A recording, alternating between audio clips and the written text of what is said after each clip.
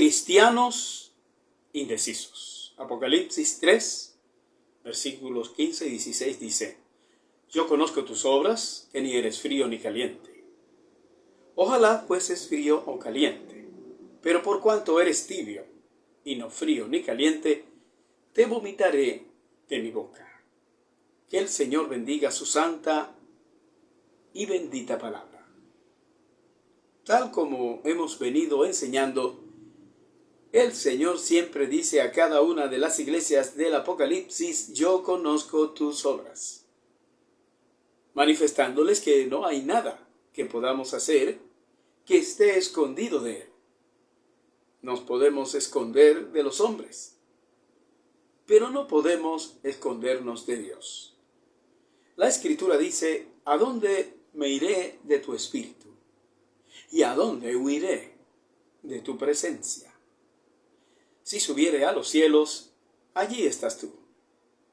Y si en el Seol hiciere mi estrado, he aquí, allí tú estás. Si tomare las alas del alba y habitare en el extremo del mar, aún allí me guiará tu mano y me asirá tu diestra.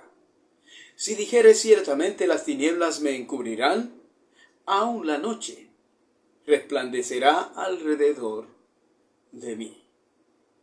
Aún las tinieblas no encubren de ti, y la noche resplandece como el día. Lo mismo te son las tinieblas que la luz. Salmo 139, versículos 7 al 12.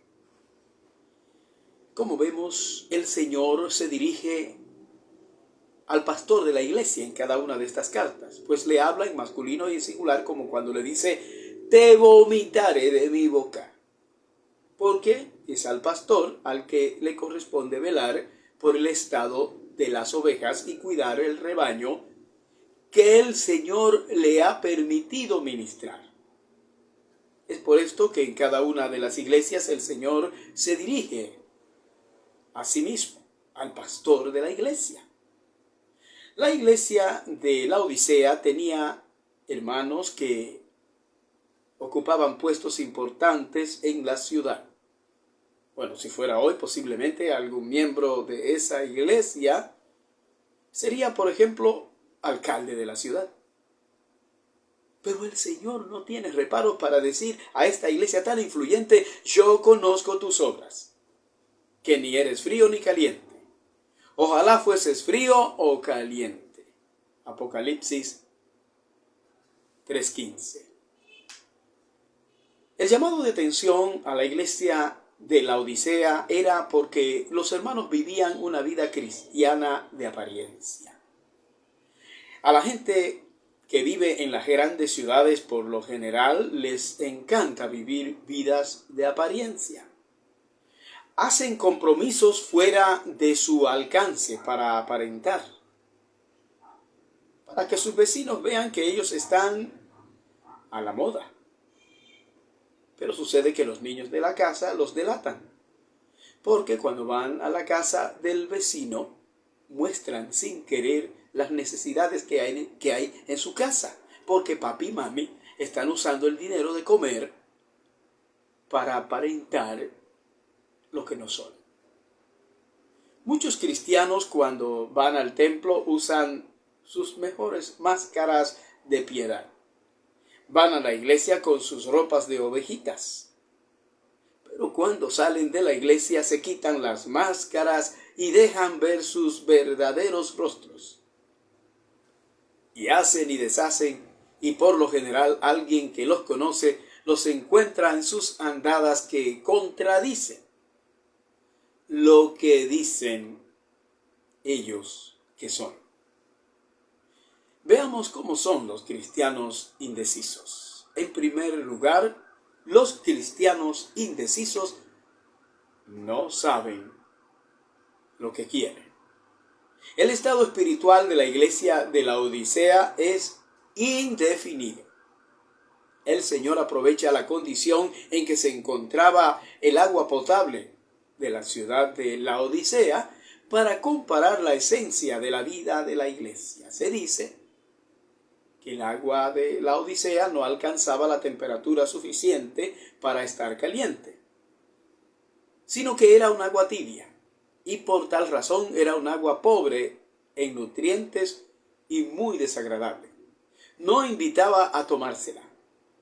A pesar de que los habitantes de la Odisea eran ricos por la comercialización de pieles de lana negra muy preciada y poseedores a su vez de grandes yacimientos de oro, tenían la dificultad de que su agua era la peor. Y es peligroso estar en esa condición. Fíjese que no se es lo suficientemente frío como para considerarse a sí mismo perdido, como el que nunca ha tenido contacto con la verdad del Evangelio, o sea, el que está perdido en el mundo. Pero tampoco se puede considerar caliente, o sea, con el fervor del primer amor cristiano, sino que se encuentra en un limbo. Y lo peligroso de todo esto es que este es un estado en el que la iglesia o el cristiano piensan que están muy bien. Así como el agua tibia provoca la acción de vomitar, el Señor está a punto de vomitar a la iglesia de la Odisea de su boca. Aunque ese no es el deseo del Señor, sino que lo que el Señor quiere lograr con esta carta es que ellos se den cuenta de su condición y que se arrepientan. La iglesia de la Odisea estaba caminando entonces por un sendero peligroso, pensando torpemente que se puede caminar con Dios y también se puede caminar con el diablo. No, el Señor Jesús dice que no se puede amar a dos señores. Mateo 6, 24. Y entonces el Señor sacude a estos hermanos y les dice: ojalá fueses frío o caliente. Esto quiere decir que al Señor le molestan los que son indecisos. Fíjese que hay más esperanza de uno que está en el mundo perdido que de uno que está en la iglesia creyéndose salvo cuando no lo es. Algunas personas no vienen a la iglesia debido al mal testimonio de algunos creyentes. Estos creyentes son una afrenta para la iglesia de Cristo, pues no entran ellos de forma definitiva, pero al mismo tiempo impiden que otros sí entren. El Señor se refiere a los hermanos de la Odisea como personas que cuestionan los valores cristianos verdaderos. Ellos son como el que quiere ser cristiano, pero no es firme en su determinación. Cosa esta que el Señor no tolera a tal grado que dice: te vomitaré de mi boca. Y lo más importante en este punto es que no es posible ser cristiano y a la vez ser una persona indecisa. Si hay una persona que tiene que saber lo que quiere en esta vida, es el cristiano. Pues Dios le ha proporcionado todas las herramientas necesarias para tener eso bien claro. El valor de la revelación bíblica estriba precisamente en la certidumbre que posee, puesto que está sustentada por la verdad absoluta de Dios. Las convicciones de un cristiano dependen de la fe que ha depositado en la palabra de Dios, que es veraz y además es totalmente confiable. En segundo lugar, los cristianos indecisos son ambivalentes. El concepto de la ambivalencia se define como algo que presenta dos interpretaciones o dos valores frecuentemente opuestos. Las posiciones ambivalentes definitivamente son incompatibles con el llamado cristiano. En este sentido, nos dice la Biblia, el hombre de doble ánimo es inconstante en todos sus caminos. Santiago capítulo 1, versículo 8. Un cristiano ambivalente puede ser y es de piedra de tropiezo a alguno que haya considerado ser un verdadero cristiano. pues nos encontramos generalmente con personas que dicen que no van a la iglesia porque ahí hay personas que no viven lo que predican, o sea que tienen mal testimonio. Bueno, pero aquí es necesario que expliquemos que ninguna persona podrá presentar delante de Dios el mal testimonio de un cristiano como excusa por no haberse arrepentido. Pues en última instancia la salvación es personal, es individual. Y cada uno, dice la Escritura, va a dar cuenta de sí mismo en el día del juicio. Romanos 14:12. De todos modos, es una carga demasiado grande la que asume un cristiano que no vive genuinamente la vida cristiana, al ser responsable por el destino eterno del alma de una persona a la que le ha tronchado por su actitud el camino al cielo.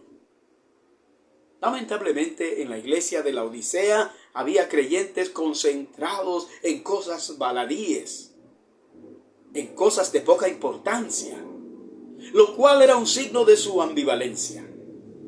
Ellos no estaban concentrados en las cosas que tienen valores verdaderos y eternos, sino en las vanidades de este mundo.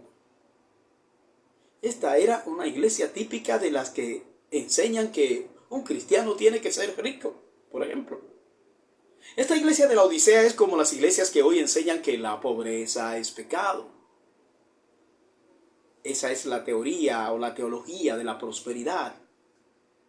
En ese tipo de iglesias, desde el púlpito el predicador ocupa el tiempo de la predicación para enseñar cuáles son los pasos que hay que dar para llegar a ser una persona verdaderamente exitosa, cómo hacerse rico de la noche a la mañana. Y sus temas siempre girarán en torno a una charla motivacional antes que una plática evangélica que llame la atención respecto de reconocer nuestros errores, nuestros pecados. Estos se atreven a decir que Jesucristo era una persona tan exitosa que vivía en una mansión y que utilizaba las mejores ropas de las marcas más reconocidas de su tiempo.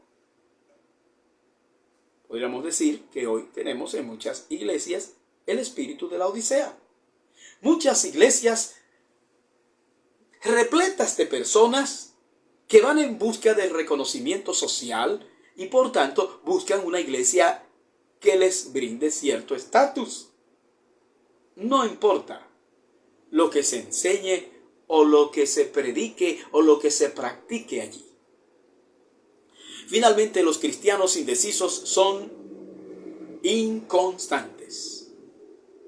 La condición de la iglesia de la Odisea es alarmante. Pues de las 7 iglesias del Apocalipsis, la iglesia de la Odisea es la única donde el Señor no encontró nada bueno. En todos los tiempos ha habido iglesias como la de la Odisea. En realidad, cada una de las 7 iglesias del Apocalipsis son una muestra escogida por el Señor para que nos veamos en ellas, para que reflexionemos en consecuencia acerca de nuestras vidas. Los hermanos de la Odisea eran como los judíos del tiempo de Elías, los cuales eran fervientes claudicantes entre dos pensamientos, entre la fe en el Dios verdadero y la adoración de Baal. Dice la Escritura, y acercándose Elías a todo el pueblo dijo: ¿hasta cuándo claudicaréis vosotros entre dos pensamientos?